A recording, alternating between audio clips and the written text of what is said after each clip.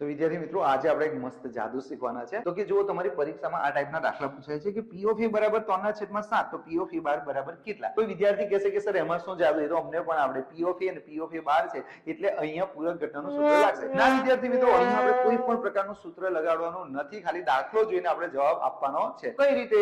તો સૌથી પહેલા શું કરવાનું, જો સ્ટુડન્ટ અહીંયા P of A બરાબર 3/7 આપ્યા છે અને P of A બાર પૂછ્યા છે તો અહીંયા જે છેદ છે ને એ છેદને તમારે બેઠો જ લખી દેવાનો જેવો હોય એવો. હવે આ છેદમાંથી 3 શું કરી દેવાના માઈનસ, તો 7માંથી 3 જાય તો કેટલા? 4. તો આપણા શું થઈ ગયું? જો બસ આવું જ કરવાનું છે. જો આ દાખલામાં પણ છેદમાં કેટલા છે? 8, તો છેદમાં લખી નાખો 8. 8માંથી 5 જાય તો કેટલા? 3. અહીંયા પણ તમારો જવાબ છેદમાં કેટલા છે સ્ટુડન્ટ? 21, તો 21 લખી નાખો. 21માંથી 13 જાય તો કેટલા? 8. જો ફટાફટ બધા દાખલાનો જવાબ આવી ગયો કે નહીં? તો એ જ રીતે વિદ્યાર્થી મિત્રો તમારે પણ મને કોમેન્ટમાં જવાબ આપવાનો છે. અહીંયા આપણો દાખલો છે 2/5, તો P of A બરાબર કેટલા? સર પણ આનું કઈ સૂત્ર તો બનાવીને આપો. તો જો એક મંત્ર હું તમને આપું છું, દાખલો કઈ રીતે ગણવાનો, તો કે સૌથી પહેલા છેદ જે હોય ને એ છેદમાં બેઠો લખો, અંશમાં શું લખવાનું? છેદ માઈનસ અંશ. આ સૂત્ર તમે લગાવશો એટલે અહીંયા તમારો જવાબ આવી જશે. તો જે વિદ્યાર્થી મિત્રો 10મા ધોરણમાં ભણતા હોય એવા બધા વિદ્યાર્થી મિત્રોને તમારા વિડીયો કરવાનો છે. તો ચાલો વિદ્યાર્થી મિત્રો આવજો.